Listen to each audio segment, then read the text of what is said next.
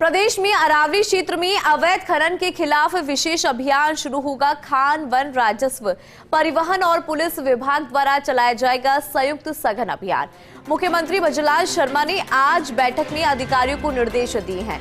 अवैध खनन करने वालों के खिलाफ होगी विभिन्न अधिनियमों के तहत सख्त कार्रवाई। अवैध खनन, निर्गमन, परिवहन, भंडारण पर रहेगी विभाग की पैनी नजर। अभियान के संबंधित विभाग के अधिकारी करेंगे दैनिक मॉनिटरिंग। रोजाना मुख्यमंत्री कार्यालय को भेजी जाएगी अभियान की प्रगति रिपोर्ट। अवैध खनन में लिप्त पाए जाने पर विभागीय अधिकारियों पर भी होगी कठोर कार्रवाई। वन विभाग को पूरे अरावली क्षेत्र में सघन वृक्षारोपण के निर्देश यहां पर दिए गए। ज्यादा जानकारी के साथ एसोसिएट एडिटर निर्मल तिवारी जी जुड़ गए हैं। निर्मल जी, काफी ज्यादा विशेष ये अभियान कैसे देख रहे हैं और कौन कौन से विभाग हैं जिनकी भूमिका इस अभियान के तहत नजर आने वाली है? देखिए, इंदौर अरावली की हम सीधे तौर पर बात करते हैं तो राजस्थान सबसे बड़ा प्रभावित क्षेत्र है, क्योंकि 80% अरावली राजस्थान से निकलती है।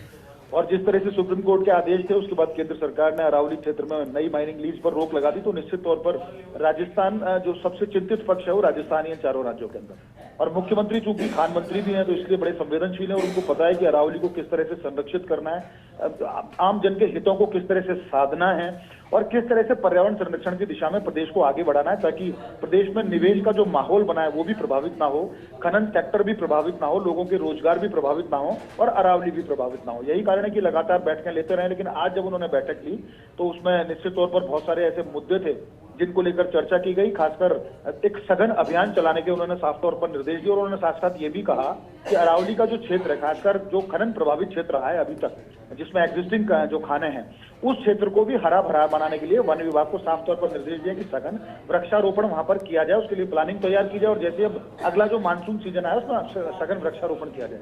लेकिन जो सबसे महत्वपूर्ण निर्देश थे वो ये थे कि एक सघन अभियान चलाया जाए अवैध खनन के खिलाफ, जिसमें अवैध खनन, निर्गमन, परिवहन, भंडारण की जहां तक बात है वो और वन भूमि के अवैध कटान की बात हो, वहां के जो सड़कें हैं उनको खराब करने की बात हो, उन तमाम बातों को लेकर उन्होंने कहा कि सघन अभियान चलाया जाए जिसमें खान विभाग को नोडल विभाग बनाया गया, साथ ही साथ वन विभाग उसमें भूमिका रहेगी, राजस्व विभाग की भूमिका रहेगी, परिवहन विभाग की भूमिका रहेगी और साथ ही साथ पुलिस की भूमिका रहेगी। और साफ तौर पर कहा है कि जो भी अरावली क्षेत्र में माइनिंग करता हुआ पाया जाए, वनों को नुकसान करता हुआ पहुंचाया जाए, वन क्षेत्र में अवैध खनन करता पाया जाए, उसके खिलाफ माइनिंग एक्ट में, वन संरक्षण अधिनियम में, पर्यावरण संरक्षण अधिनियम में और भारतीय जो नई जो न्याय संहिता है उसकी जो विभिन्न धाराएं उसके तहत उसके खिलाफ मामले दर्ज किए जाएं, ताकि भविष्य में वो इस तरह की हिमाकत ना कर पाए।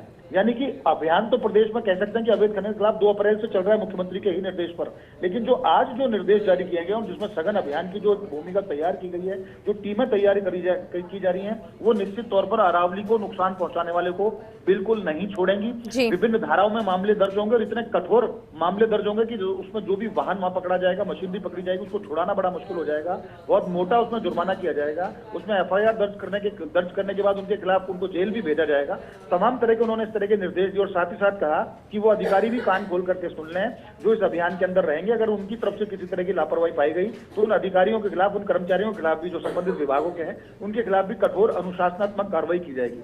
कुल मिलाकर कहा जा सकता है कि इस पूरी बैठक और इसकी जो भावना थी इसके पीछे की मुख्यमंत्री की, वो यही थी कि प्रदेश में इस तरह की अब सस्टेनेबल माइनिंग की हम जहां तक बात करते हैं या एग्जिस्टिंग जो लीज हैं खान विभाग की, उनको भी देखना होगा, उसमें भी नए पैरामीटर्स तैयार किए जाएंगे।